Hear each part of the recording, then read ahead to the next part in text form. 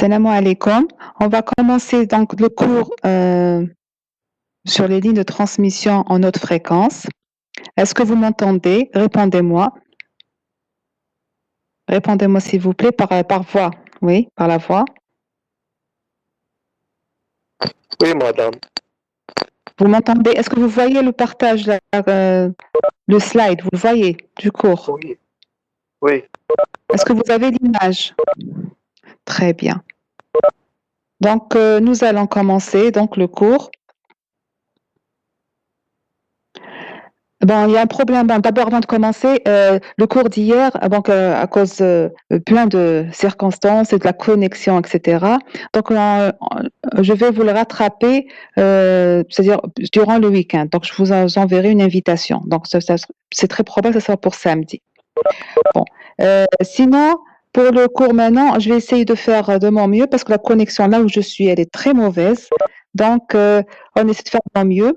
Alors, si ça se coupe, s'il vous plaît, vous m'informez parce que je n'ai pas le chat. J'ai un problème avec le Webex, donc je ne vois pas le chat. Donc, s'il vous plaît, vous me dites par la voix, audio, en son audio, vous me dites est-ce que si c'est arrêté, s'il n'y a pas de son, enfin, s'il n'y a pas de son, vous n'allez pas m'entendre. Bon, j'espère que ça ira. Mais informez-moi s'il y a quoi que n'importe quel problème, vous m'informez s'il vous plaît. OK? Donc, nous allons commencer maintenant pour voir les lignes de transmission en haute fréquence. Donc, alors, vous savez qu'il y a deux types de transmission. Par exemple, ici, dans le schéma, on a oui. Alors, ici, on a une communication téléphonique. Alors, cette communication, on a l'émetteur, on a le récepteur. Bien sûr, on a deux sortes de propagation ici du son, du signal, comment il va se propager. Vous avez la propagation guidée, d'abord sur des fils, sur un support matériel. Ensuite, vous avez une antenne qui pourrait émettre donc dans l'air le signal qui va être capté par l'antenne du récepteur et transmise vers l'appareil, c'est-à-dire le son, votre voix va être transmise à travers des câbles, un support matériel, jusqu'au récepteur, au destinataire. Alors ici, au destinataire, pardon. Donc le récepteur, c'est-à-dire le récepteur, c'est le destinataire. Donc ici, donc vous voyez la transmission ici se fait sous deux modes. Vous avez propagation guidée, c'est-à-dire sur un support matériel, et une propagation en espace libre, comme par exemple par les ondes radio, les ondes hertziennes en général. Donc voilà les deux types de transmission. Bon, on peut les voir comme ça. Alors, les supports de transmission qu'on a, donc il y a la transmission guidée qui est câblée et celle qui n'est pas guidée. Donc guidée, c'est sans fil, wireless.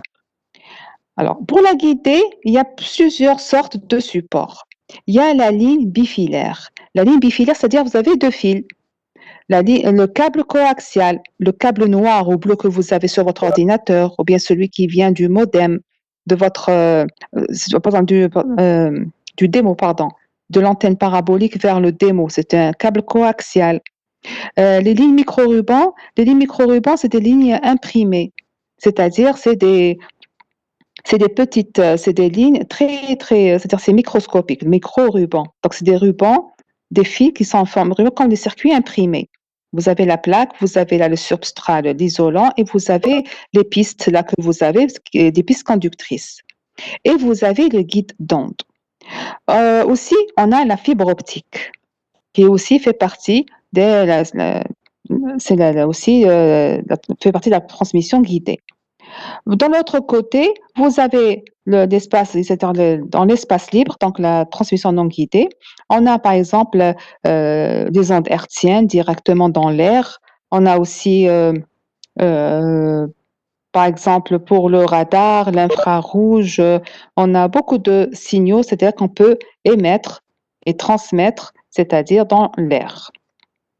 Donc, nous, on s'intéressera ici dans notre chapitre, dans la transmission guidée, c'est-à-dire celle à travers les lignes bifilaires, câbles coaxiales, les lignes micro-rubans et les guides d'onde. Bon, la fibre optique ne fait pas partie de c'est pas une ligne de transmission qu'on va utiliser parce qu'elle n'utilise pas de courant. Elle utilise la lumière. C'est la lumière qui est transmise. C'est un rayon lumineux. Par contre, ici, Là, c'est-à-dire là, plutôt c'est de la photonique, c'est pas de l'électronique, c'est pas d'électricité. Et là, ce qui est là, c'est la transmission par un câble électrique, c'est-à-dire par électricité. Bien que le guidon d'ici, c'est des ondes qu'il va transmettre. Donc, on va donc nous limiter à la transmission à travers des câbles, au micro-rubans, etc. C'est-à-dire où on a deux conducteurs, quand on a un conducteur métallique. Donc, pour les principaux types de lignes, on a la ligne bifilaire. Bifilaire, c'est-à-dire deux fils. On a deux conducteurs, ça c'est une coupe transversale. On a là, c'est des sections de deux fils conducteurs. Entre les deux, il y a une distance D où il y a le diélectrique, c'est-à-dire l'isolant.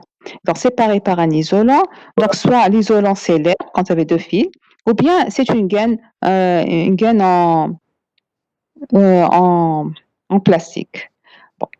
Alors, vous avez donc la paire de fils, on peut la voir, la paire bifilaire, soit elle est droite, soit elle est torsadée.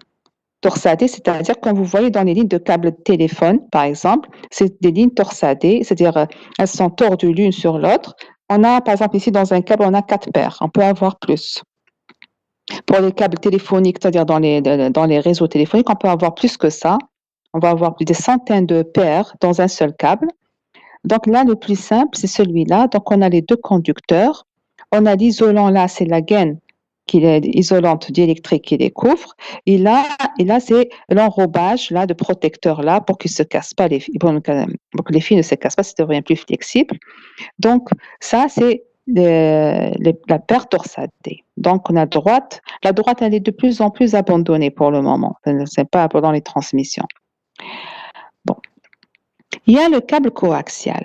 Alors, le câble coaxial, il est plus robuste que les lignes bifilaires. Il est bifilaire aussi, mais que les lignes torsadées ou bien les lignes droites. Vous avez donc les conducteurs, vous avez ça.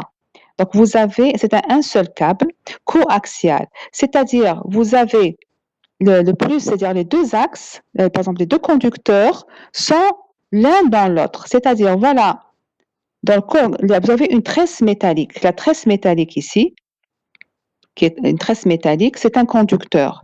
Et le deuxième conducteur, c'est un fil qui est au centre, qui passe au centre. Donc, c'est-à-dire les deux conducteurs ont le même axe. Donc, c'est pour ça qu'on appelle le câble coaxial. Et entre les deux, on a un isolant, le diélectrique. C'est une matière isolante. Donc, ici, on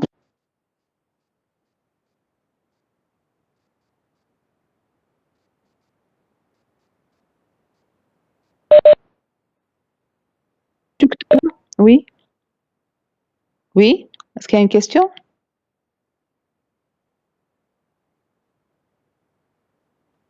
Alors, est-ce que ça va jusqu'à présent? Est-ce que vous m'entendez? Est-ce que vous m'entendez? Oui, madame, on vous entend. Ah ben tant mieux. Bon. Alors, donc l'enveloppe extérieure donc, sert à la fois de blindage pour le conducteur intérieur et de conducteur de retour.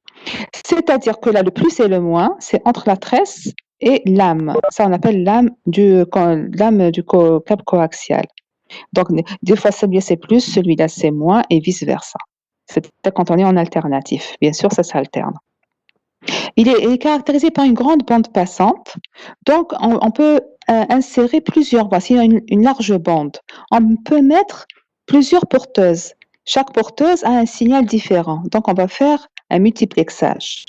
Donc, on va faire à courant porteur ou bien c'est-à-dire sur plusieurs voies, comme on a fait pour la radio, etc., ou bien par impulsion codée, c'est-à-dire ici par partage dans le temps.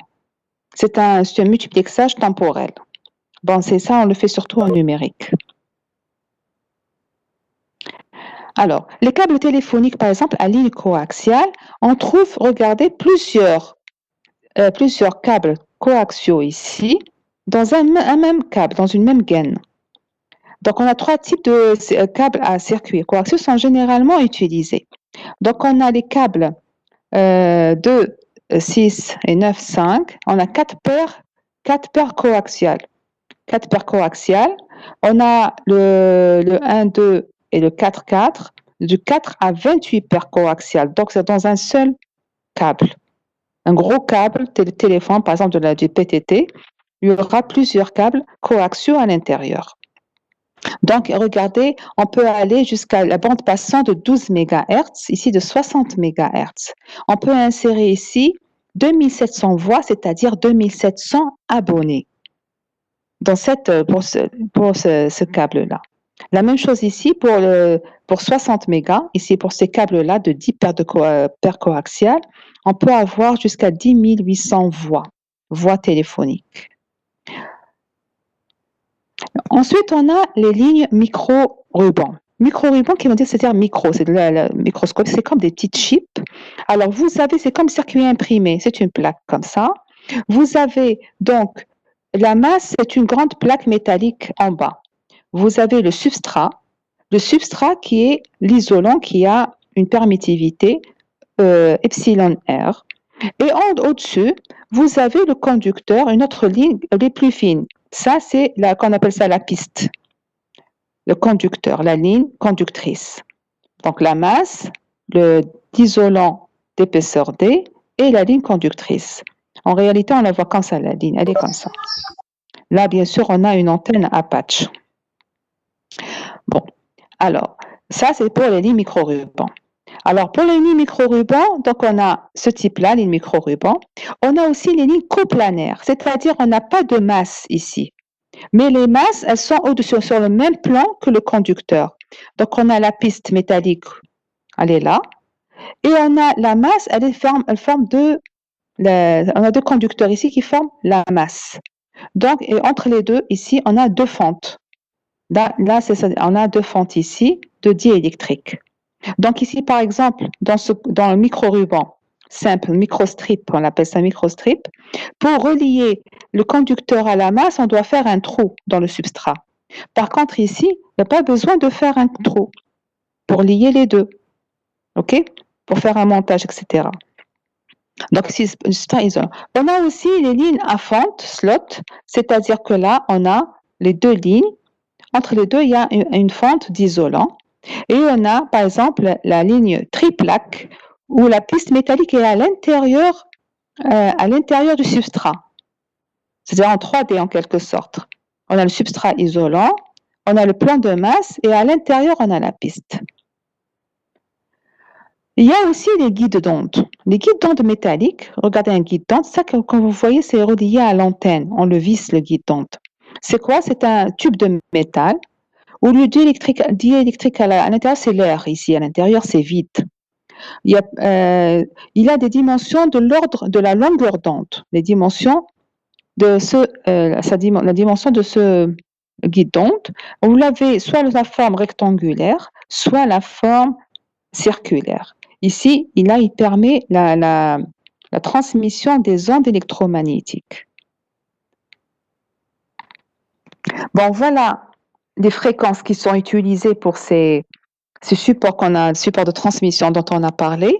Alors, regardez, les paires métalliques, c'est-à-dire torsadées ou bien droites, et le câble coaxial, on peut les utiliser, par exemple, paires métalliques, je peux les utiliser jusqu'à la longueur de 300 mètres. 300 mètres de la longueur d'onde, c'est-à-dire qui revient à une certaine, donc de 1 MHz, à une certaine fréquence de 1 MHz. Le câble coaxial, il peut aller jusqu'à 1 GHz. Bon, à partir de là, il y a un problème. Donc, on a des pertes qui vont, à partir de 10 GHz, on va avoir des pertes en coaxial. Par exemple, les guides d'onde, ils sont utilisés dans cette plage-là entre 100 MHz et 100 GHz. Bien sûr, ici, c'est la fibre optique, sont les plus très hautes fréquences. Dans l'air, donc il n'y a pas, donc ici, quand il y a zéro conducteur, donc ici, on a propagation en espace libre, donc il peut couvrir, donc ici, on peut utiliser de 10 kHz jusqu'à 100 THz, 700 THz. Voilà. Maintenant, on va parler du phénomène de propagation qui se fait quand on a une onde, quand vous avez une onde qui traverse, une onde sinusoïdale qui traverse un fil d'un point A vers un point B. Donc, bien sûr, la propagation de l'onde à un temps petit t, par exemple, elle est comme ça, se propage. En une période, si on attend une période, on va voir, il y a un cycle qui va passer de la sinusoïde sur le fil. Et là, en mètres, ça va être une longueur d'onde. C'est la longueur d'un cycle. Donc la longueur d'onde, c'est, on appelle généralement la note lambda, c'est la vitesse de propagation dans le conducteur fois la période de la sinusoïde du signal. Donc, c'est la vitesse fois le temps. C'est une distance. Donc, lambda, c'est une distance. Il y en a, on peut écrire aussi que c'est V divisé par F. Pourquoi? Parce que F, c'est 1 sur T. Donc, quand il y a une onde qui se propage, à chaque période, elle avance d'une longueur d'onde. Après un temps T plus T, donc elle va avancer. Donc, cette onde, elle va avancer d'une longueur d'onde. Alors, imaginez maintenant si on a un circuit avec un très long câble. Donc, pour que le signal va du générateur vers la charge, il doit traverser, l'onde doit se propager ici. Il doit se propager, donc, suivant la longueur d'onde. Donc, il y aura la vitesse de propagation. La vitesse de propagation, elle est reliée à la nature, elle dépend de la nature de votre conducteur, du matériau utilisé, de la forme de votre conducteur. Donc, tout ça, c'est-à-dire là, quand c'est pas l'air, il y aura une vitesse de propagation V. Donc, pour que le générateur, pour que la charge reçoit le signal ici, à ce point-là, elle doit parcourir la distance L, par exemple 300 mètres. Ça dépend pour les câbles, des kilomètres pour des câbles, des poteaux, etc. Donc ici, on doit regarder ce DL-là, c'est-à-dire on doit tenir compte du phénomène de la propagation. Ce n'est pas comme on a un petit circuit, c'est-à-dire dans les circuits qui sont dans votre ordinateur, dans votre téléphone portable, c'est très très court, sont très petits. Donc l'onde n'a pas le temps de faire un cycle. Par contre ici, plus la distance augmente, plus l'onde se propage. Donc imaginez maintenant, j'ai un circuit de longueur L, un fil de longueur L. Alors, Monsieur Hertz, il a fait l'expérience avec la ligne bifilaire. Qu'est-ce qu'il a vu? Il a vu quand, par exemple, notre circuit, la longueur du câble de notre circuit, elle est très petite devant lambda, devant la longueur d'onde du signal utilisé. C'est-à-dire, longueur d'onde petite, ça veut plutôt la longueur d'onde, elle est grande. Quand elle est grande par rapport au circuit, c'est-à-dire son inverse, c'est C sur F, je rappelle. Lambda égale C sur F, ça veut dire que F est très très petit, c'est-à-dire en basse fréquence. Alors, qu'est-ce qui se passe en basse fréquence? En basse fréquence, regardez le L, cette distance, voilà, c'est cette petite portion-là, le L. Regardez par rapport au signal I.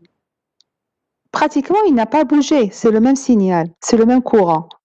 Donc, vous voyez, durant L, la longueur qui est très très petite, au cours de L, le courant ne change pas suivant la distance. Il va changer certainement suivant le temps, mais pas suivant la distance. Là, c'est pour regarder le lambda, il est là, lambda. Donc, L est très petit, voilà, le L est très petit par rapport à lambda. Alors, lambda, ça veut dire qu'on est en basse fréquence. À ce moment-là, le courant, il paraît constant. Il n'y a pas un grand changement de courant sur la longueur du circuit.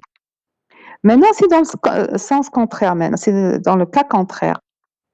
Imaginez qu'on a un lambda très très petit, c'est-à-dire, voilà, c'est des X, là c'est la longueur. Ça, c'est la longueur du circuit.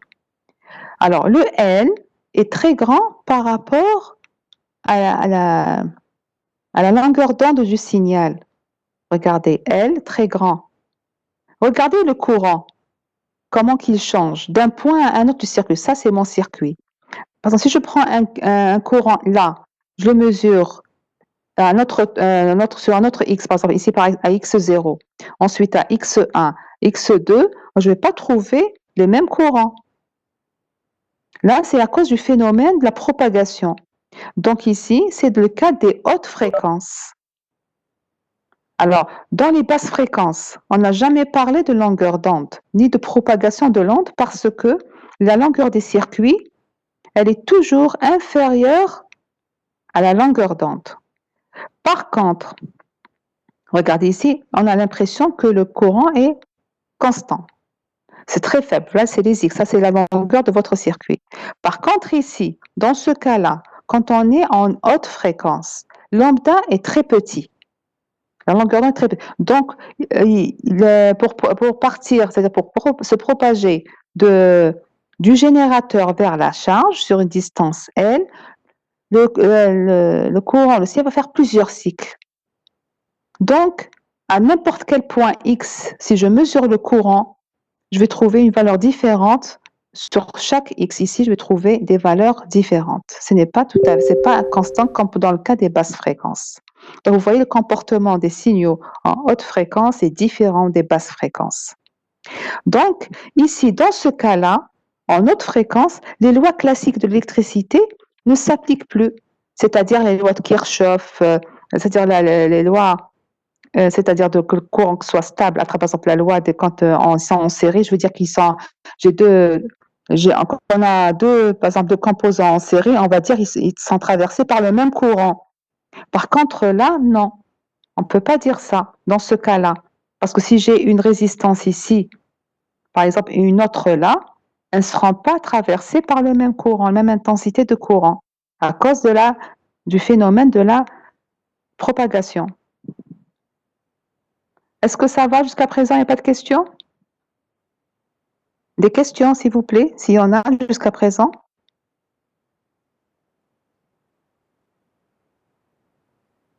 Est-ce que c'est compris au moins? Allô? Oui, madame, on vous entend. Est-ce que vous avez Oui, compris? c'est clair. C'est clair. Ok, je continue alors. Alors, donc je reprends. Donc je reprends ici. Donc ici, en basse fréquence, j'ai ce circuit-là, c'est-à-dire que le courant est constant. En haute fréquence, le courant sur la distance, sur la longueur du circuit, la longueur du fil, il va changer. Donc, ça dépendra de la longueur du fil. Ici, regardez quand l'onde est très petit par rapport à la longueur du fil de votre câble. Donc ici, on dit que les courants dans le câble basse fréquence, les courants sont constants, quel que soit X, quel que soit, là je me déplace dans le circuit, quand on dit un petit circuit, petit ou grand, quand on est en basse fréquence, on suppose que le courant est stationnaire, c'est-à-dire c'est le même courant qui passe dans tous les composants. Par contre ici, il y a variation du courant suivant X, donc à cause du phénomène de la propagation. Donc il y a la propagation. Alors regardez donc ici la formule qu'on utilise. Maintenant, si je suppose que le courant, il varie suivant le temps et suivant la distance qu'il parcourt dans le câble.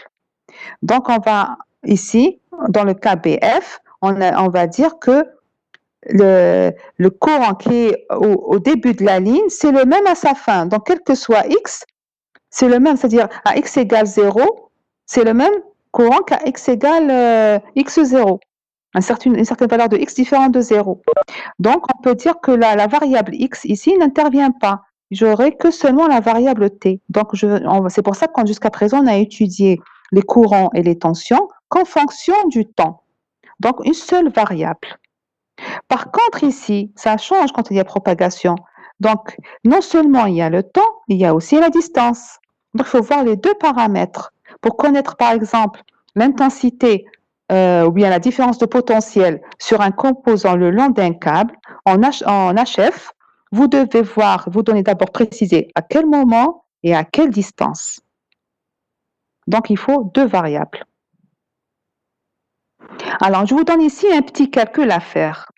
On vous demande de calculer la longueur d'onde pour le courant à 50 Hz. Par exemple, le courant 50 Hz, c'est le secteur.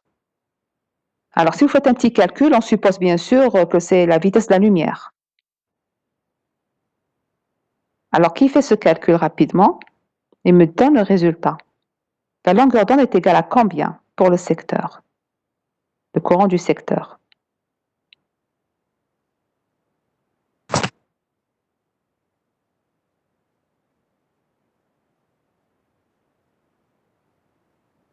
Je rappelle ici qu'il faut appliquer cette formule. Donc, lambda, c'est C sur F. Et C, c'est 3 fois 10 puissance 8 mètres par seconde. 1000 km. Voilà. 1000 km. 6000. 6000 km.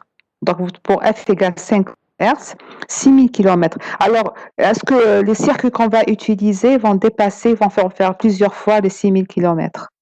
Impossible, vous voyez?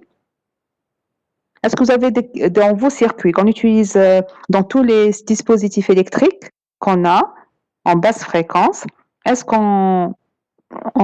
qu'ils dépassent les 6000 km, les câbles? Non. Il n'y a pas.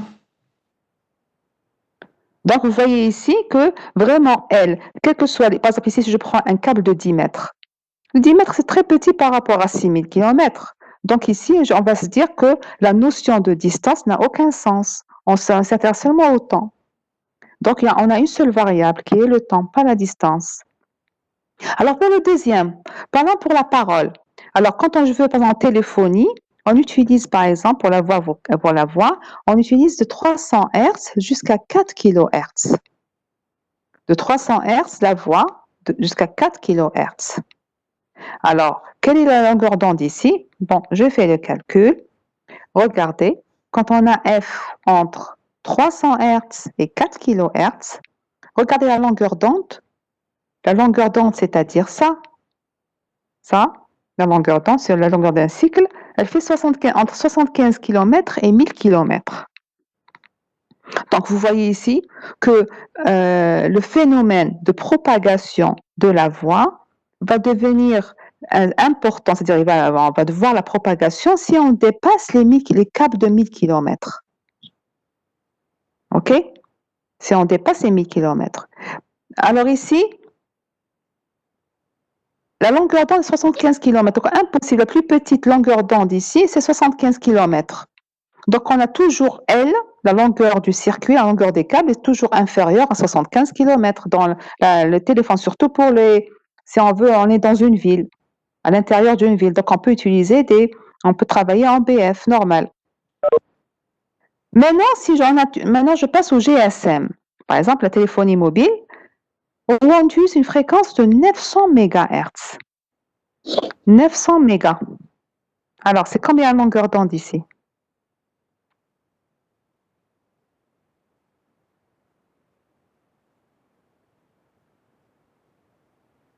Très grand. Oui. Longueur d'onde est très grande? 333 mètres. Non plus. Il y a une petite erreur là.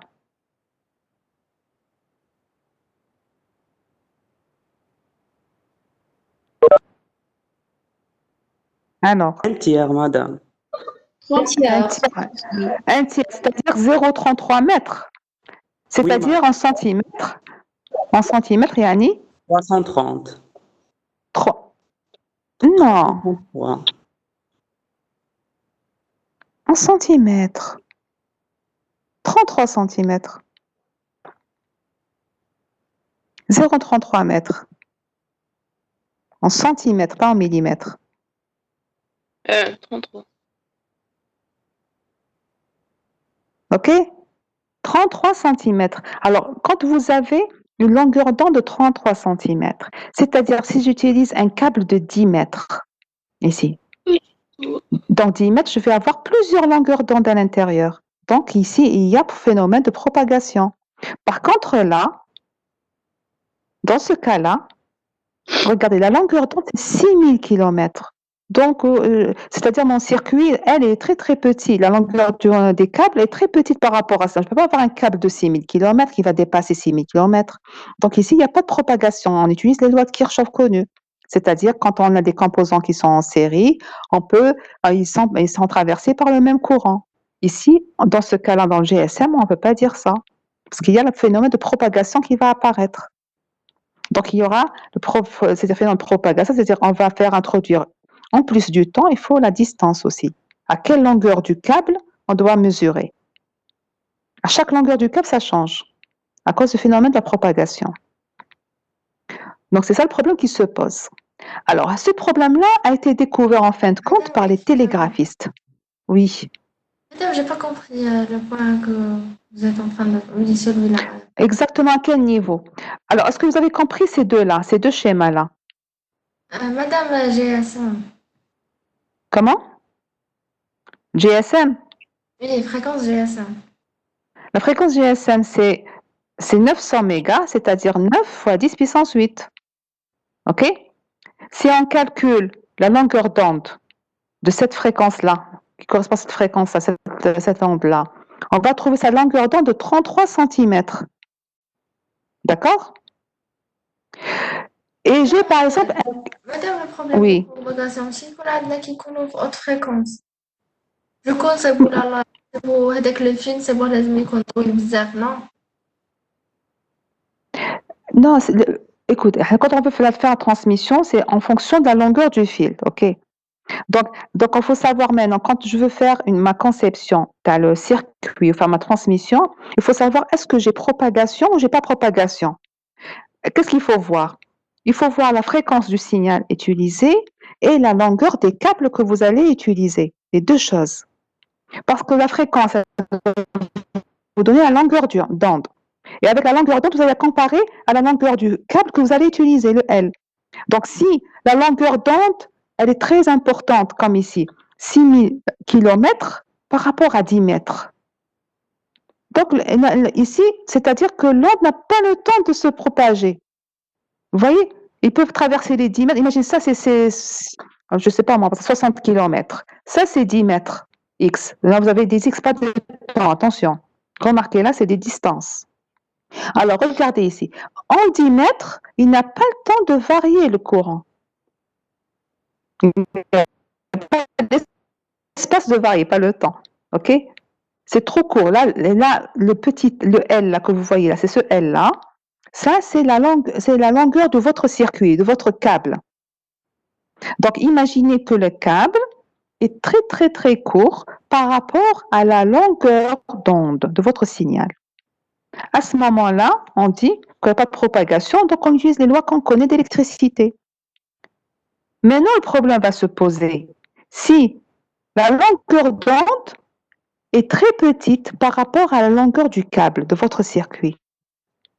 Donc ici, vous allez donc vous êtes obligé de calculer, bon, avec la longueur, comme le GSM par exemple. La GSM, quand on calcule la longueur d'onde, on va trouver 33 cm. Alors, sur un câble de 10 mètres, je vais avoir combien de cycles de propagation? Combien de cycles du signal? Allez, qui peut me faire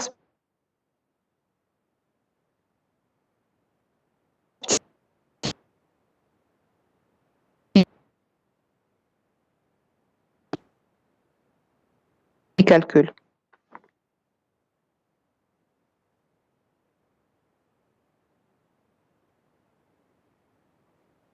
On a, bon, disons 30 cm. Madame, Donc, il charge. C'est-à-dire combien de lambda vont être... Oui? Madame, il y avait une coupure concernant votre question. Ah, d'accord. Alors, je répète. Imaginez, bon, faites un petit calcul. Je vous dis, vous avez un câble de 10 mètres. Je vais envoyer dans ce câble une longueur d'onde, un signal dont la longueur d'onde, par exemple, je vous facilite, c'est 30 cm. OK? Longueur d'onde de 30 cm.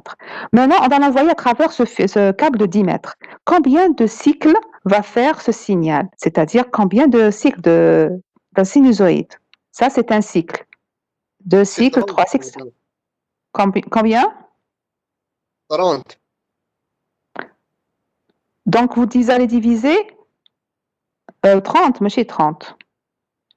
Vous allez diviser 10 mètres par 30 cm.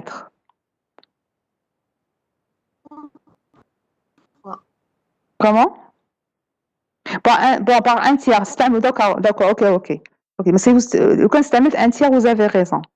Je vais diviser, on va diviser 10 par 0,33.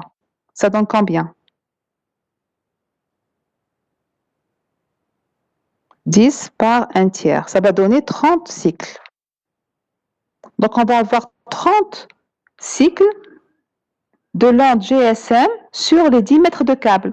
C'est-à-dire, si je mesure le courant à chaque longueur, à n'importe quel point du câble, je vais pas trouver toujours le même courant.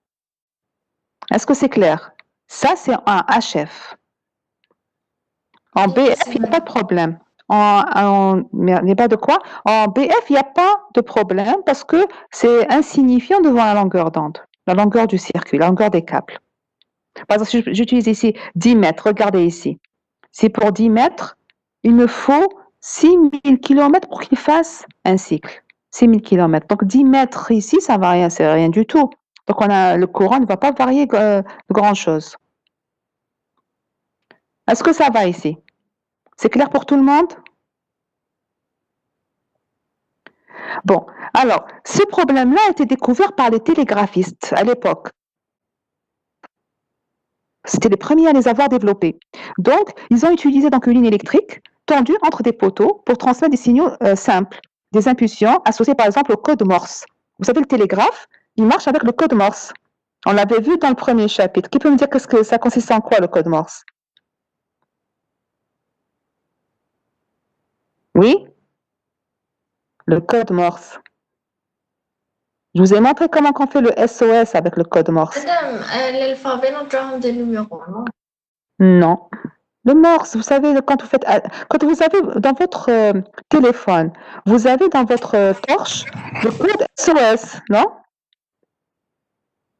Vous avez un SOS. Il permet de transmettre des textes à l'aide des séries d'impulsions. D'impulsion comment? Comment on reconnaît les lettres? C'est des impulsions courtes et longues. Comment? C'est des impulsions courtes et longues. Très bien, exactement. C'est quand on fait tac, tac, tac, tac, tac. C'est ça quand vous entendez ça. Si vous voyez, si vous vous rappelez, enfin, les anciens films westerns, quand vous avez un télégramme, vous avez des clients qui faisaient des tac, tac, ils envoyaient leur télégramme. C'est le moyen le plus rapide à l'époque. Donc, c'est des tirets et des points. Donc, tirer, ça veut dire c'est une impulsion, c'est longue, et point, c'est courte. Comme par exemple pour SOS. Alors, qui peut me dire que le S, c'est quoi? Ça a été choisi vraiment exprès parce qu'il est facile à taper. SOS. La lettre S. C'est deux courtes. Oui. Le O, c'est deux longues, ensuite deux courtes. Oui. Donc, ça fait tac, tac, tac, tac, tac, tac. OK? Donc, quand on fait, ça, c'est les impulsions associées. C'est-à-dire associées, donc c'est un signal qui est envoyé sur des câbles électriques avant. On n'utilisait pas encore les ondes hertziennes. Au début, quand on a découvert quand on a utilisé le télégraphe. Alors, vous savez donc, regardez, on mettait le long de la voie ferrée, donc des poteaux avec des câbles. Et c'est des câbles télégraphiques qui envoyaient un signal. Donc, regardez ici, vous avez ici l'opérateur de télégraphe ici. L'opérateur dans l'émission, il va faire, regardez, vous avez là, il fait des contacts. Contacts longs, contacts courts, pour faire les tirets et des points. Le signal va être envoyé comme des impulsions, il va se propager le long de la ligne des fils jusqu'à arriver sur des kilomètres, jusqu'à arriver au récepteur. Là, il y aura l'interprétation, donc il y aura les points, des tirets, points, tirets, tirets, etc. C'est le code Morse qui va être déchiffré. Donc, il va être écrit à la main ici, le télégramme. Donc, ici, c'était dans les années 1800. Donc, voilà le réseau télégraphique. Donc, c'était des poteaux en bois avec des câbles. Et on voyait ici, c'est ici qu'on a remarqué qu'il y a un changement. Il y a une vitesse de propagation. Donc, regardez l'onde, elle était bien forte ici. Ici, elle est vraiment atténuée quand elle est faible. Donc, il y a un phénomène qui se passe. Donc, il faudra remédier à ces problèmes-là. C'est pour ça qu'on a commencé à étudier maintenant la propagation des ondes à cette époque par les télégraphistes. Donc, c'était dans les années 1850. Donc, quand on a généralisé, donc ils ont fait l'étude approfondie dans la propagation des signaux. Comment doivent se comporter les lignes électriques quand il y a une propagation. Propagation, c'est-à-dire quand il y a la longueur d'onde qui est très petite par rapport à la longueur des câbles de support de transmission. Alors, en parallèle, il y a maintenant les électriciens qui ont commencé, par exemple, pour conduire des courants très forts à travers des réseaux électriques. Ils ont découvert le même phénomène. Donc, ils ont trouvé que c'est les mêmes lois de propagation, que ce soit pour le télégraphe, que ce soit pour la conduction du courant électrique. Quand vous avez les grands poteaux électriques, là, des réseaux électriques de Sonel Gaz, etc., c'est des gros poteaux qui transmettent qui rament l'électricité dans toutes les zones du pays, qui couvrent toutes les zones, donc il y a des kilomètres et des kilomètres, des milliers de kilomètres. Donc, il y a le phénomène de conduction, le phénomène de propagation. Donc, ici, maintenant, comment on fait pour étudier? Enfin, on a la propagation. Donc, maintenant, comment on doit faire pour étudier ces lignes? Comment faire? On va voir la propagation, la conduction. Pour voir qu'on veut transmettre d'un point A vers un point B, un certain signal. On voudrait savoir comment il va arriver. On voudrait qu'il arrive dans les meilleures conditions, tel qu'il a été émis au niveau du générateur. Donc, il faut faire une étude de ça pour adapter bien c'est-à-dire pallier à ce problème. Alors, qu'est-ce qu'on remarque?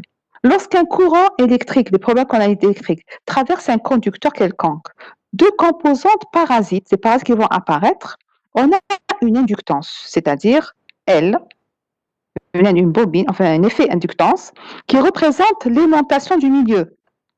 Vous savez, quand un courant passe dans un fil, il y a un champ magnétique qui se forme autour du fil. OK? Donc, cette aimantation-là qui se forme, c'est comme si c'est une inductance parasite.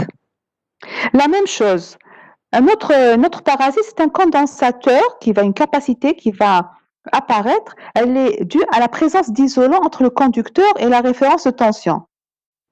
Par exemple, si vous avez un fil qui passe au-dessus de la terre, sur le poteau. Entre le poteau, le fil et la terre, l'air est un isolant. Il va y avoir une capacité parasite il y aura une charge électrique qui va être entre la terre et le poteau. Il y a une petite charge. C'est la capacité parasite. La même chose, quand vous avez deux fils, entre les deux fils, vous avez un isolant. Il y a un effet capacitif qui se produit. C'est comme un condensateur. Un condensateur, c'est quoi? C'est une plaque séparée par un isolant. Deux plaques, pardon, séparées par un isolant. Donc, c'est pour ça qu'on fait le symbole, c'est deux traits avec, entre les deux, il y a du vide. C'est ça une capacité. Donc, cet effet capacitif, on peut le trouver soit entre deux fils conducteurs, soit entre un fil et la masse, c'est-à-dire le fil et la terre, par exemple. Vous voyez le poteau là, vous avez le fil qui passe et vous avez la terre, donc il y a une capacité, un effet capacitif qui se produit, même s'il est faible, parasite. En pratique, on a dans l'inductance un condensateur. En pratique, on peut réduire la résistance d'un conducteur. Donc, vous avez un fil conducteur. Donc, on peut réduire, bien sûr, la résistance, comment qu'on l'a recodée dans un fil? Une résistance. Quand on dit fil est plus résistant que l'autre. Ça veut dire quoi? Alors, qui connaît? Quand vous avez un effet résistif. Pour un conducteur, est-ce qu'il faut que sa résistivité soit grande ou petite? Un bon conducteur. Petite. Petite. Maintenant, si, bien sûr, tout conducteur possède une résistivité, sur tout métal. Alors, on peut gérer la résistance du conducteur, il faudra pour qu'il passe bien le courant, il ne faut pas qu'il en consomme. Parce que la résistivité, la résistance, c'est l'effet Joule. C'est RI carré. L'effet Joule, c'est une chaleur qui va se dissiper. Donc, il y a une perte d'énergie. Alors, pour qu'il n'y ait pas de perte d'énergie dans le câble, parce que le câble va chauffer s'il y a une résistivité élevée, si le câble chauffe, c'est-à-dire qu'il y a des pertes par effet Joule, à cause de la résistance. On peut diminuer, par exemple, pour un fil, sa résistivité, soit en jouant sur, vous savez, la résistance. Si vous connaissez, est-ce que vous connaissez sa formule en fonction de la résistivité? R égale ρ, oui, fois fois L sur Oui, sur. Sur C'est quoi, si vous connaissez, segment c'est quoi S. rouge? S. Et S, c'est quoi? La surface horaire, je sais pas. C'est ça, c'est une surface, mais sa surface, c'est la section, Théo. Mais là, C'est la grosseur, c'est-à-dire la grosseur du fil. Plus le fil est gros, il a une grande section, la section transversale, hein. Une grosse section, plus il va consommer de l'énergie par effet Joule. Il va chauffer. OK? Alors, bien sûr qu'il y a l'autre, bien sûr, mais il supportera, il va chauffer, mais il va supporter plus d'intensité. Bon, c'est pour ça qu'on utilise de gros fils pour des courants forts. Et des fils fins, c'est-à-dire ils ne vont pas tenir, ils vont en fondre. Alors, je reprends. R égale ρ, L sur S. Ρ, c'est la résistivité, elle est spécifique à chaque matériau, chaque métal qu'on utilise. Le L, c'est la longueur du câble, et S, c'est sa section. Alors, je peux réduire la résistance en augmentant par exemple, en augmentant la section, en mettant de gros fils. Voilà, c'est faux ce que j'avais dit avant. Alors, si je mets de gros fils, c'est-à-dire j'ai une grande section. Grande section, ça veut dire la résistance, elle est petite. Donc, je peux adapter, je peux diminuer l'effet résistif, l'effet de Joule. Par contre, pour les inductances et les capacités parasites qui vont apparaître, on ne peut rien faire, on ne sait pas agir sur ça. Donc, qu'est-ce qu'on fait en général? Donc, les télégraphistes ont proposé autre chose. Ils ont dit pour éviter les difficultés liées à la présence des masses. On a les masses partout, parce que l'air est un diélectrique. Les retours de courant, distribution des lignes de champ, c'est-à-dire pour l'électrique et magnétique, qu'est-ce qu'on va faire? On va raisonner avec des schémas équivalents simples. C'est-à-dire qu'on va découper notre ligne. Regardez, vous avez une ligne qui fait des kilomètres ici, la ligne télégraphique. Alors, les télégraphistes ont dit, pour faire notre étude, on va prendre une très petite portion du fil, DX, du câble. On va faire l'étude sur une petite distance, très petite distance DX du câble. Cette distance, ce sera un circuit. On va faire apparaître les inductances, les résistances, les conductances, les capacitances qui sont parasites dans le fil. Donc, si on fait l'étude pour le DX, on pourra voir, si après on va intégrer sur toute la longueur du fil, on va trouver le résultat, c'est-à-dire de la propagation de l'onde, c'est-à-dire l'onde télégraphique d'un point A vers un point B, comment elle a évolué. On peut faire mieux l'étude parce qu'il y a propagation.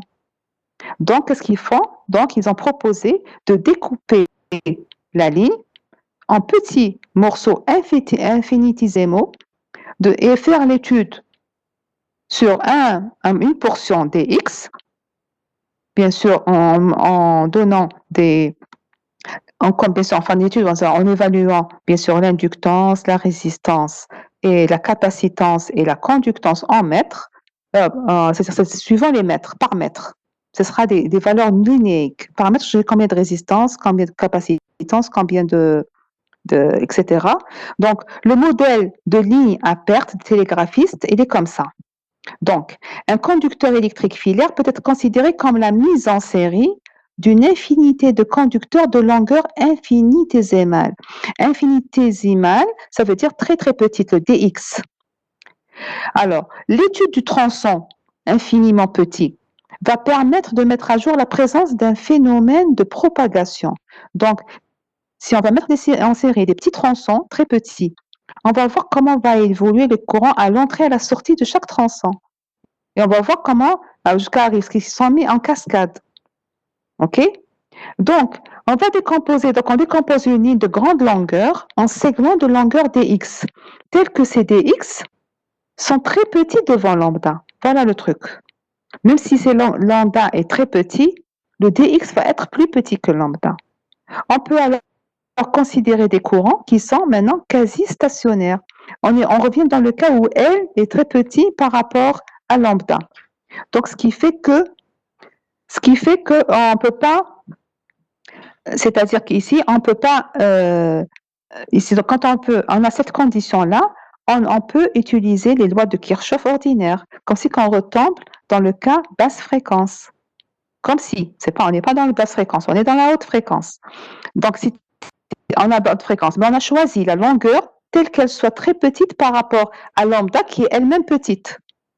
Quand on fait l'étude sur dx, donc, on va avoir donc les courants constants quand on a les composants en série. Et bien sûr, d'un point sur un fil, même les tensions sont constantes. La différence de potentiel est nulle.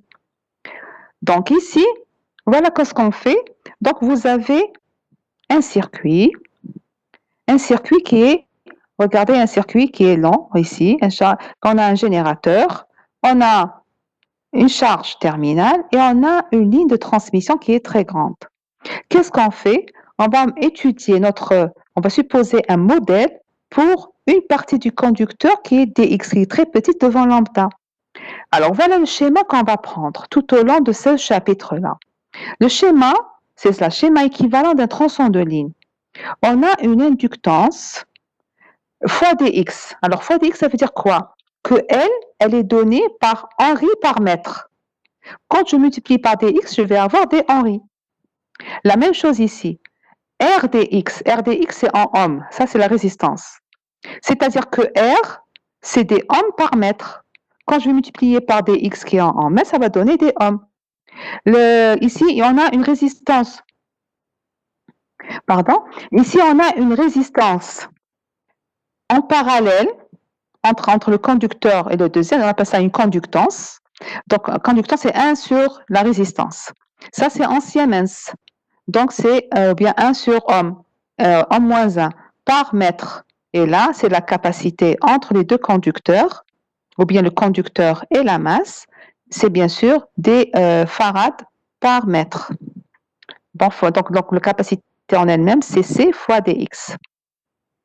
Donc ici, je reprends ici, nous avons notre portion, une portion de notre conducteur, de notre ligne. Elle est schématisée par un circuit, dont un circuit qui comprend une inductance et une résistance en série, avec une résistance en parallèle, avec une capacité. Alors, quand on a au début, sur dx, regardez, quand je suis, le courant qui rentre en dx, en x par exemple, x, à x plus dx, c'est un autre courant. La même chose ici. La tension à l'entrée de cette portion-là, c'est Vx. Mais la sortie, ce n'est pas le même Vx. C'est le V de x plus dx. Donc, on a rajouté le dx. C'est après. Là, c'est en amont, là, c'est en aval. C'est après, c'est différent. Parce que si on était en basse fréquence, donc on aura le même courant qui va passer là, parce que c'est un conducteur. Et on n'aura pas eu ça. Là, ça sera infini. Si c'est infini ici, donc il y aura il n'y a pas de court-circuit ici. Donc, voilà. Donc, cet effet-là qui est en série, les L et R. Alors, le L et le R, l'inductance et la résistance en série, ils sont dus aux pertes dans les conducteurs. Bien sûr, la perte de résistance. Donc, vous avez l'inductance linéique. Linéique, ça veut dire c'est des Henri par mètre. Et la résistance linéique, c'est-à-dire ohm par mètre. Pour avoir une résistance en ohm, on doit multiplier par une distance. OK? Donc ici, on multiplie par une distance dx et on a notre résistance. La même chose pour le L. Alors, ce qu'on a en parallèle, la capacité et la conductance G. G, c'est un inverse, c'est l'inverse de ohm. Donc, ça, c'est dû aux pertes dans le diélectrique, parce qu'entre les deux conducteurs, il y a un diélectrique. Ici, entre les deux conducteurs, ce conducteur, le deuxième fil, premier fil, deuxième fil. Donc, entre les deux, il y a l'isolant.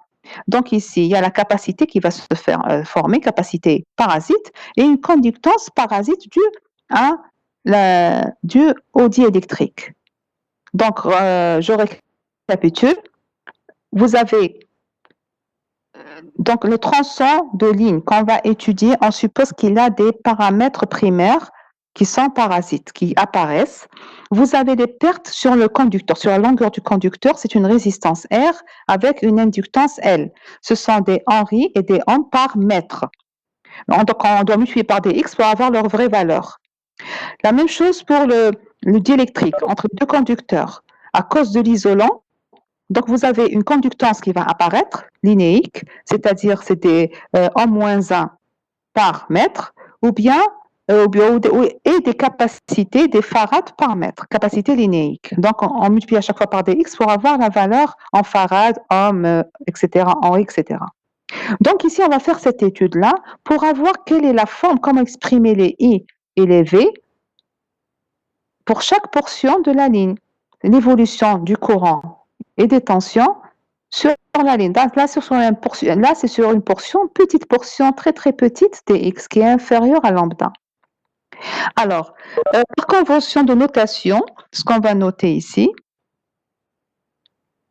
alors, quand on a un émetteur, on a le récepteur, et entre les deux, ils sont reliés par une ligne de transmission de longueur L. Alors, par convention, quand on va aller de l'émetteur vers le récepteur, dans ce sens, le paramètre de longueur, c'est x. Si on commence le 0 par rapport au récepteur, c'est-à-dire on se met le repère, on le met le 0 ici. Donc, on va avoir le paramètre qu'on va appeler y de distance, qui est en réalité égal, c'est L moins x. Donc, c'est L le tout moins x, on a le y, par convention. Alors, les grandeurs physiques instantanées qu'on doit rechercher, ce sont le V, la tension V, qui dépend de x et de t. Il y a deux variables, c'est des fonctions à deux variables. La tension, elle est à deux variables, le courant I en x et t, et le z, l'impédance, donc l'impédance totale de la portion de ligne, ou bien de la ligne, bien sûr, en fonction, elle varie d'un point à un autre sur la ligne. Et bien sûr, il y a un temps différent. La même chose ici, donc si on a x, on peut faire un changement de variable, on passe aux y. C'est-à-dire, quand on considère qu'on va travailler à partir du récepteur vers l'émetteur, dans l'autre sens. Donc, on a y à la place de x. Ça va jusqu'à présent, est-ce qu'il y a des problèmes? Est-ce qu'il y a des problèmes, s'il vous plaît? Est-ce que vous avez compris? Est-ce que je peux revenir sur un point déjà passé? Parce qu'on va passer aux équations maintenant.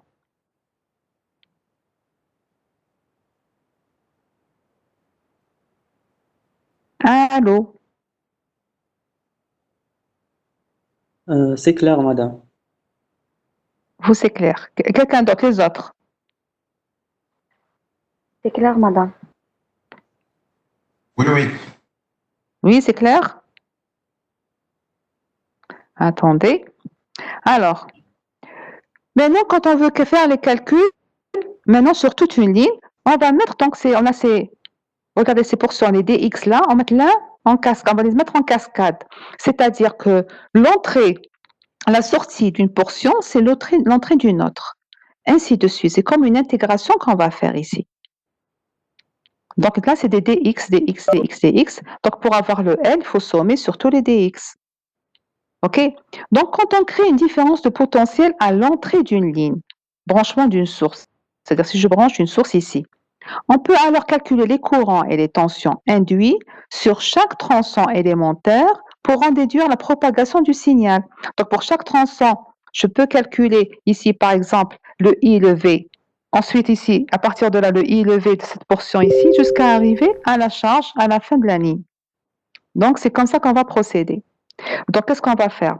On va poser d'abord les équations pour un tronçon. Les équations qui sont par exemple aux dérivées partielles. Dérivées partielles, pourquoi? Parce qu'on a les variables, on a deux variables. On a V, par exemple, la tension, elle est en fonction de x et de t, en fonction de la distance et en fonction du temps. Donc, si je fais sa dérivée, ce sera la somme des dérivées partielles. J'espère que tout le monde, vous avez pas de problème avec ça. Vous avez fait en maths les fonctions à deux variables, la dérivée. Oui? Bon, on va y aller doucement. Donc, maintenant, on va voir l'équation. Faites très attention. Maintenant, il faut suivre avec moi. Il faut avoir un papier et un stylo avec vous. Moi, je ne peux pas faire ici. Bon, je ne sais pas comment on doit faire. Il y a trop d'équations, donc il faudra suivre. Alors, la première des choses, on va calculer les tensions. Ici, quand c'est un tronçon dx, donc on applique la loi de Kirchhoff normale. La loi des mailles, la loi des nœuds. OK? Alors, si par exemple ici, le Vx, je suppose que le Vx c'est mon générateur. Donc, la loi des nœuds ici, suivant les tensions. Je vais avoir c'est Vx plus dx plus la tension aux bornes de R plus la tension aux bornes de L. Donc, vous allez Vx, c'est cette tension plus la tension Vx plus dx. Est-ce que vous êtes d'accord? Là, c'est la loi des mailles. Donc, Vx, je l'exprime ainsi. Alors, Vx, la tension aux bornes qui est égale, la tension aux bornes de L, de l'inductance, c'est quoi? LdX, c'est ça. LdX fois dI sur dt. Ça, c'est la tension aux bornes d'une inductance. Ensuite, plus la tension aux bornes de la résistance. La résistance, c'est Rdx. Fois le courant pour avoir, la résistance fois le courant pour avoir la tension. Plus la tension Vx plus dx. Maintenant, question de dérivation. Quand je calcule V pour une petite variation de x, c'est-à-dire x plus dx, vous avez l'expression de la dérivée. La dérivée, c'est quoi? Là, sa formule. C'est, vous connaissez s'il vous plaît? Alors, c'est f de x plus delta x moins f de x sur delta x. Vous êtes d'accord? Allô? On n'a jamais travaillé avec cette équation de dérive. On est obligé parce que là, vous avez des dérivés. Comment vous allez faire? Est-ce que vous avez une autre idée? Parce que, écoutez, le ix est différent de... le ix est différent de ix plus dx. Qu'est-ce qu'on avait dit? Il y a propagation. Pourquoi on utilise? C'est une portion sur dx. La longueur, c'est dx. On a supposé qu'ici, c'est en onde stationnaire. Donc ici, regardez, il y a une résistance, il y a une inductance. Donc le courant ici, vous avez un courant qui va passer ici. Donc ce n'est pas le même courant. Le courant I, par exemple, le Ix, qu'il est là, il va passer là, là et là, dans tous les composants. Donc ce n'est pas le même courant. Là, il a la loi de Kirchhoff, normale, la loi des nœuds. La loi de maille, vous avez la tension, cette tension, c'est la somme des tensions de ça, au niveau de L, au niveau de R, plus la tension de Vx plus dx à la sortie de la portion. Maintenant, quand on va calculer la loi des mailles, on a Vx, V de x, c'est la tension en bande de L, c'est quoi? Vous avez une inductance. L'inductance, c'est L dx, ok? Fois la dérivée de di sur dt. C'est ça le VL qu'on connaît. Écoutez, ici, nous ne sommes pas en sinusoïdal. Nous sommes en quelconque. Le signal est quelconque. Ça peut être des impulsions, ça peut être des sinusoïdes, ça peut être n'importe quel signal. C'est-à-dire là, c'est l'analogique et le numérique. On peut envoyer n'importe quel signal sur une ligne. Alors, donc, c'est pour ça qu'on utilise l'équation, les expressions générales des tensions. Donc, L di sur dt, c'est la tension au bord d'une inductance. Donc ça, c'est la tension au bord d'inductance. R fois I, c'est la tension au bord d'une résistance normale. Donc, quand j'écris ma loi des mailles, donc j'ai ça. VL, c'est ça. Là, c'est VR. Et là, c'est le V de la sortie, c'est-à-dire Vx plus dx, c'est-à-dire à ce point-là, au point x plus dx. Là, c'est le point x, si vous voulez, ou on a eu le point x plus dx. La différence, c'est dx entre les deux. Alors, qu'est-ce qu'on fait? On a ici la dérivée. Alors, pour exprimer la dérivée, quand vous faites, la dérivée, c'est une limite, n'est-ce pas? La première définition d'une dérivée, c'est la limite quand le delta x tend vers 0 de, c'est les, comment on appelle ça? Les différences finies. Vous faites le rapport des différences finies. La dérivée, bon, je reprends. Alors, la dérivée, c'est la tangente, n'est-ce pas? Ce sont les y sur x. Alors, c'est delta y sur delta x. Alors, delta y, dans notre cas, delta y, ça sera la différence entre v de x plus dx moins v dx. Et la différence des x, ce sera le delta x, c'est-à-dire x moins x plus dx moins dx, ce sera le dx. Donc ici, regardez. Bon, j'aurais dû m'écrire ça différemment. C'est-à-dire que là, le dv sur dx, c'est ça mon but. C'est quoi? C'est ça moins ça divisé par ça. Est-ce que vous voyez?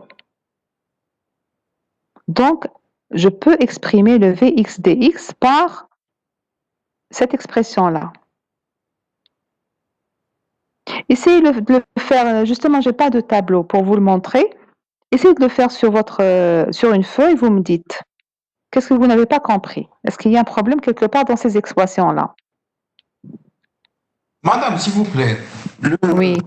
le dx ici, quand on va calculer, c'est la dérivée de quoi sur le dx? Je vais calculer quoi? Le x, c'est l'élément. Sur le x, un différentiel. La différentielle, c'est une différentielle. Comment on appelle? F' de x, c'est quoi? F' de x. C'est df sur dx, n'est-ce pas? Ah, OK? ouais. C'est bon? Bon, merci. Non, il faut que ça soit clair. Il faut que ça soit clair pour qu'on continue. C'est-à-dire que c'est là que l'équation, tu as la tension, mais elle, c'est encore lent. L'équation, tu as la tension, le noix d'émail. Donc, en combinant les deux, essayez de suivre comme ça, après vous allez comprendre. Donc, je vais combiner ces deux équations, c'est-à-dire je vais remplacer le Vx dx par Vx plus la dérivée. Je vais faire la différence de potentiel. Après, je fais la différence entre Vx dx moins ça, pour voir quelle est la différence de potentiel aux bornes de ces deux points de la ligne. Donc là, n'oubliez pas ça, c'est une ligne, c'est un fil conducteur. Donc ici, la différence de potentiel entre de dx sur la longueur dx avant et après différence de potentiel, la chute de tension qui va arriver, c'est ça. Je fais sortir le dvx sur x. Je vais avoir, ça sera moins r et x moins l di sur dt. Remarquez ici, le dx a disparu ici. Là, ce sont les grandeurs, les paramètres linéiques, c'est-à-dire M par mètre et L par mètre. OK? Essayez de le faire et vous me rendez la réponse, s'il vous plaît. Est-ce que vous arrivez ou pas?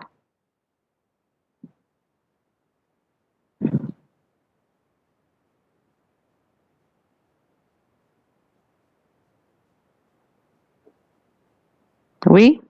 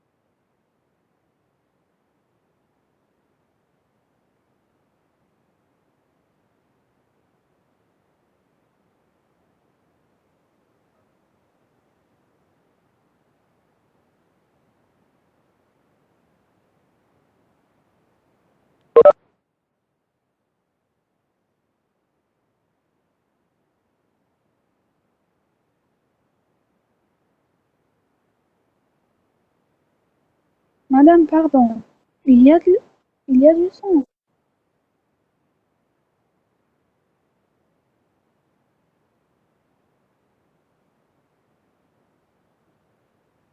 Non, ما كاينش الصوت ما كاينش. Qui a trouvé? Comment? Est-ce que vous avez pu la voir? Oui ou non? Est-ce qu'à partir de 2, Madame, il n'y a pas de son.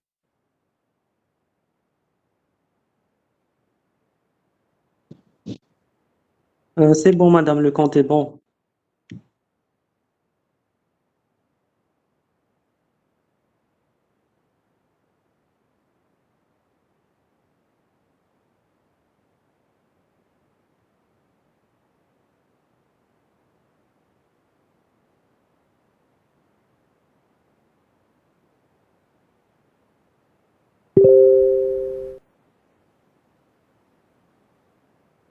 dérivée entière, là. Dérivée partielle.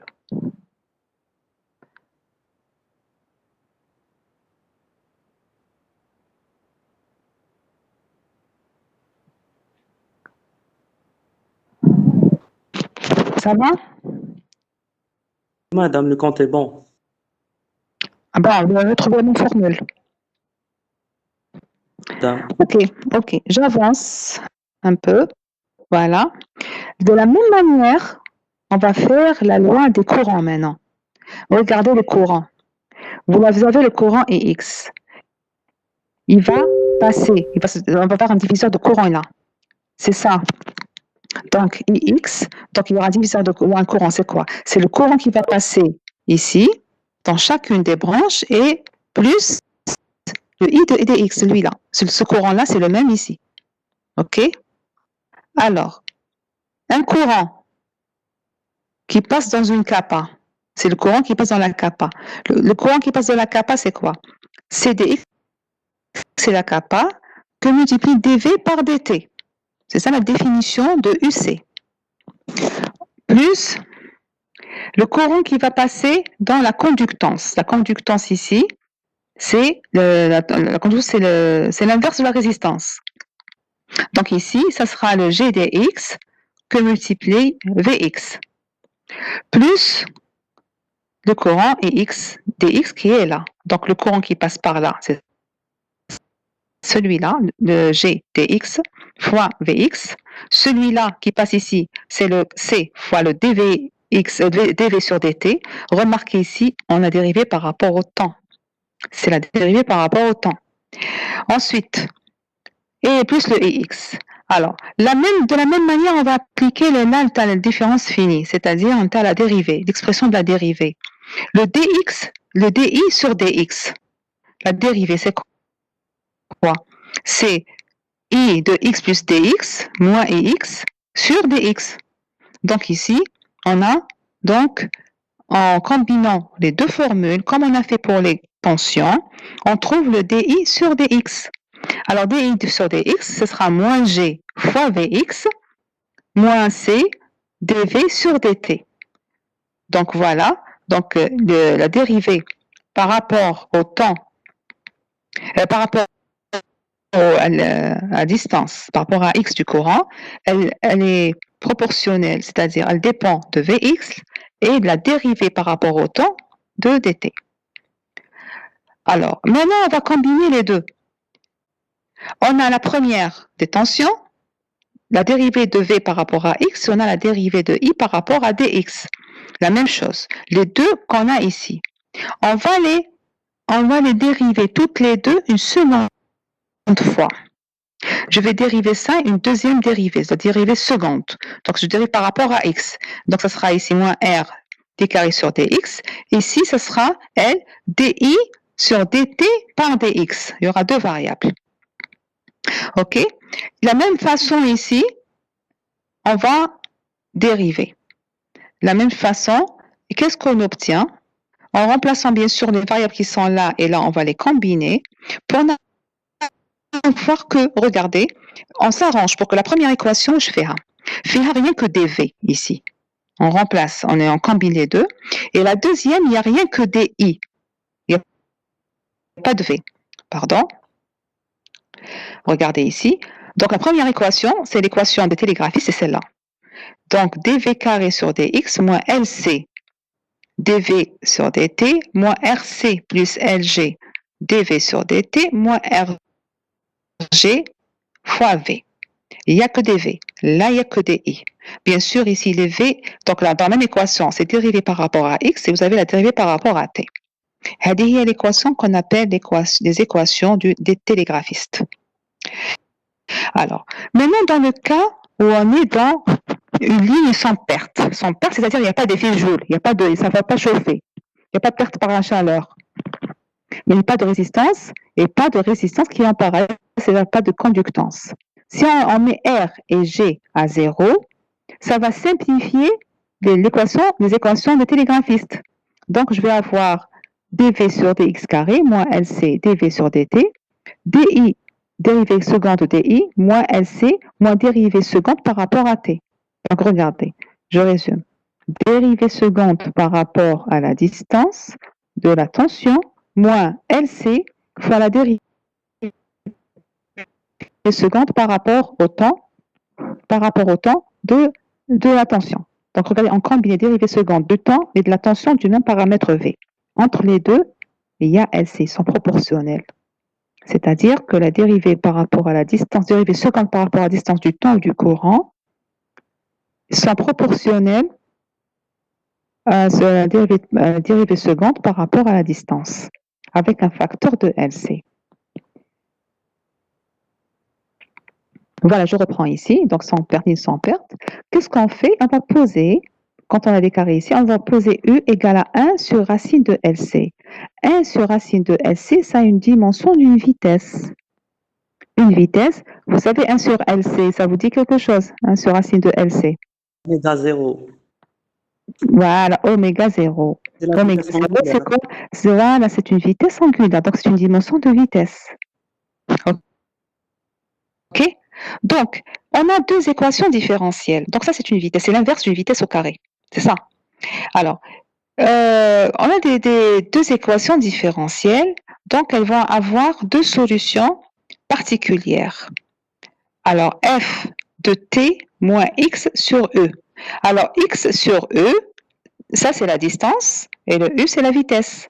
Donc, quand je vais diviser par la distance, par la vitesse, je vais avoir un temps. Donc, ça sera f de t moins un certain temps et la g de t, donc deux solutions. Donc, on a deux fonctions, les solutions particulières. Celle où il y a un moins, c'est-à-dire elle est retardée dans le temps. Et celle-là, elle est avancée dans le temps. Vous avez vu ça en traitement de signal. Okay, quand on a moins taux, f de t moins taux et f de t plus taux. Alors, le courant donc, peut être vu comme la superposition des deux courants. Un courant I+, qui va plus, et un courant I-. Alors, le courant I+, il se propage dans le sens des X positifs, c'est-à-dire avec la vitesse de phase U, 1 sur racine de LC. C'est le courant incident. Il va aller de la source vers la charge. Ensuite, il y a le courant I-. Il se propage dans le sens des X négatifs, c'est-à-dire il va venir quand il arrive, il y a une propagation, quand il arrive, sur la charge, il est réfléchi par la charge vers le générateur. Donc, il y a deux courants qui vont se produire. La solution de ces deux équations veut dire qu'il y a deux courants. Un incident et l'autre réfléchi. Ils se déplacent. La vitesse de propagation, c'est 1 sur racine de LC sur la ligne. L et C, je rappelle, ce sont les paramètres linéiques de la ligne. Paramètres linéiques, c'est-à-dire par mètre. L par mètre et C par mètre, c'est-à-dire Henri par mètre et farad par mètre. Donc la solution, il y aura deux signaux qui sont superposés. Un signal incident qui va aller de la source vers la charge et un signal réfléchi qui va aller de la charge vers la source. Vous pouvez voir ça comme étant, vous avez par exemple une corde. Est-ce que vous me suivez là? Vous avez une corde qui est accrochée par exemple à un support sur un mur par exemple. Et de l'autre bout, vous avez dans votre main la corde. Vous faites vibrer votre corde de sorte à avoir une sinusoïde qui se propage. Quand elle se propage, un mouvement continu, sur le mur, elle va être réfléchie par le mur vers vous. À un certain moment, vous allez avoir une onde comme si qu'elle bouge pas, une sorte d'onde qui est fixe. Vous avez une onde vous émettez une onde, le support là, il reflète l'autre onde. C'est une réflexion qui se fait. Que se fait. Pour la lumière, la même chose. Vous avez un signal électromagnétique qui vibre, qui se propage, arrive à un obstacle et il est réfléchi. Donc, il y a une onde réfléchie qui revient. C'est le même concept. Il y a propagation d'ondes. Donc, une onde qui se propage peut être réfléchie. Donc, elle revient. Donc, ce qui se passe, c'est qu'on avait une incidence et une réflexion en même temps qui vont se superposer pour faire la solution pour I et pour V. Donc, vous avez I plus et I moins. De la même manière, vous allez avoir V plus et V moins. Donc, en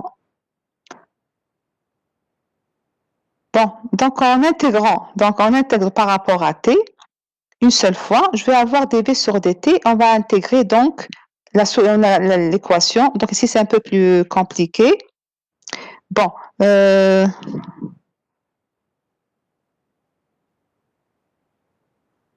ne sais pas si vous pouvez suivre comme ça. Bon, je préfère qu'on arrête pour aujourd'hui. Est-ce que ça va pour tout le monde? Oui. Ça va? Bon, je préfère qu'on arrête parce que là, il faudra que je détaille encore. J'ai l'impression que c'est pas assez écrit ici parce qu'il y a des étapes qui ont été. Bon, donc je vais reprendre la prochaine fois la partie là des calculs en plus détaillé pour que tout le monde puisse suivre, ok? Et donc pour le prochain cours, Inch'Allah, on le fera le maximum. Je vous enverrai une invitation pour samedi. Alors, est-ce que vous préférez samedi matin ou samedi après-midi? Pour la section. Après-midi, s'il vous plaît. Après-midi, c'est-à-dire à partir de 13h? Oui. Oui. Comme samedi matin, on a un cours TF. Ah, le matin. Donc, quelle est l'heure qui vous arrange? غدا ما عندنا أمانة على 3. أمانة على 3. Donc, avant 3, vous êtes libre. Oui. On a cours TS 9h30 et après cours mesure. D'accord, 9h30 mesure. Après, vous avez un menu à 3h. 15h30. D'accord. 15h30. Ok. Mais à 13h, est-ce que ça vous arrange? C'est trop chargé. Et le dimanche, est-ce que c'est libre? Est-ce qu'il y a des cours qui se sont terminés maintenant? Il y a des cours qui sont arrêtés maintenant. Dimanche, madame, on a TD. Il y a lundi, madame. On a terminé déjà. Ah, d'accord. Donc, après le TD, tu as le groupe 2 et 4, je peux vous prendre en cours le lundi. Madame. Très bien. Moi, je rattrape le cours Talberh. 11h, 11h10. Très bien. On est libre. Très bien. Oh, très bien. Comme ça, je vous enverrai une invitation. Donc, ce sera pour le lundi, Inch'Allah. Madame, s'il vous plaît. S'il vous plaît. Oui. Excusez-moi. Madame, s'il vous plaît, concernant le TD, madame, on n'a pas encore fini les filtres. Et aussi concernant les AOP, on n'a pas fait un TD. Bon, j'ai sauté ça parce qu'on était en retard. J'ai pas pu terminer. Donc, parce que Monsieur Labenji vous a pas fait les exercices avec les exercices qu'il y a dans la série. Avec Madame Chinelli, c'est ça? Oui, Madame Chinelli. Mais les filtres, on n'a pas encore fait. Madame, on n'a pas fait des exercices sur second ordre. Et aussi, les AOP, elle nous a fait un rappel, mais sans TD. D'accord. Je vais vous envoyer donc le cours complet, les AOP, ou truc. Je vous envoie le cours. Les exercices, on va faire, mais je sais pas, il faudra qu'on avance. D'abord, j'ai commencé parce qu'avec le groupe 2 et 4, déjà la modulation FM. C'est ce que je vais faire maintenant à 13h, avec les groupes 1 et 3. À NATD, à 13h. Je vous ai envoyé l'invitation normalement. Tout le monde l'a reçu, j'espère. Oui. Oui, madame. Oui, ouais, groupe 1 et 3. Donc, راح نديرو le FM. Donc, j'espère qu'ils نكملوا le FM Alors, je verrai, de toute façon, on va revoir les exercices dans les filtres. OK? Oui, madame. Parce D'accord, que merci, madame. ce qui me dérange, c'est l'arrêt de cours à le 18. Alors, si c'est comme ça, on pourrait aussi, vous allez m'informer sur les cours qui sont terminés, on prendra les offres la semaine pour faire un TDO2 sur les filtres. OK? Ça serait mieux encore. هكذا باش تكمل le 18 تحبسوا كامل les cours et TD. Qu'est-ce que vous en dites? Moi, écoutez, moi, je peux vous faire le cours حتى le mois d'août. Normal, ما عنديش مشكل.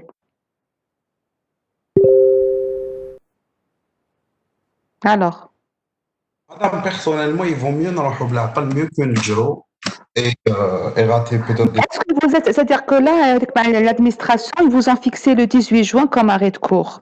باش تبداو les TP. Les TP en ligne. Madame, mais on est contre pour ça, les TP en ligne. Mais راح نديروهم de toute façon. عندنا غير ان سي تي بي اللي غنديروه لك اونلاين، ماما غير تاع امانه. Ah, c'est tout. نورمالمون على حسب واش قالوا. Bon, écoutez, معليش, on va revenir au filtre, معليش, donc نكملوا le train, on prend le train en marche, ok? Donc, راح نديروا دوكا on va faire la modulation FM. Donc, les exercices نتاعها بأتلكم. On va commencer à le faire aujourd'hui. On va prendre deux séances ou 3. Ça dépendra. On commencera les exercices نتاعها les lignes. Ensuite, on a les filtres. Ok? Est-ce que vous êtes d'accord? Oui, madame. Mais madame Chimlali nous a envoyé la correction de la série. Correction. Oui, je sais, mais est-ce que vous avez compris la correction? Pas vraiment, mais quand même. Non, mais est-ce que si c'est nécessaire, je refais. Mais je ferai quand même, je ferai 1 ou 2 exercices à au moins une séance, au moins. Oui, madame. Au moins une séance pour la mise au point. Kamel, t'as les AOP. On va de toute façon le cours complet, la partie du cours, mais les rappels sur les AOP. Ok. On va quelques exercices en plus. Là où vous allez, parce que j'ai donné la série, faire des exercices, mais madame Chilleri, mais t'as les week-ends, les ampli-op. Oui, les amplificateurs opérationnels actifs, oui, on les a pas fait. Les filtres actifs, les filles, on les ampli-op. Voilà, donc d'ici là, on verra d'ici là, ok? Donc on termine normalement. J'essaie de faire donc, le cours. Alors ce que j'ai fait maintenant, j'espère que vous suivrez avec moi. Bon, je ne sais pas si je vais vous envoyer ce qu'on a fait aujourd'hui. Juste ce qu'on a fait aujourd'hui, pour pouvoir suivre ou la prochaine fois. Je préfère la prochaine fois. Comme ça, les équations, je vais encore les détailler. Parce que j'ai l'impression que vous ne suivez pas vraiment. Oui, madame, c'est pas très clair. C'est pas très clair. D'accord, je vais les détailler. Parce que c'est pas, j'ai pas de tableau ici pour vous donner des explications en plus. C'est pas pratique, mais la connexion qu'on a aussi. Oui. Oui. Madame, s'il vous plaît, Oui. je fais partie du groupe 2. Est-ce que c'est possible de... J'ai raté le TD d'hier, est-ce que c'est possible d'entrer avec le groupe 3 aujourd'hui? D'accord, mais quand je ferai l'appel, vous me rappelez. Comment on fait en classe? Ok? Merci. D'accord. Ok, mais là, je vais arrêter le cours à ce moment-là. Donc, on se voit le cours, je vous envoie lundi, Inch'Allah, après le TD, le groupe 2 et 4. Je vais vous envoyer l'invitation. D'accord, ok. Alors, je vous remercie pour votre attention. Et donc, à la prochaine. Allez, au revoir.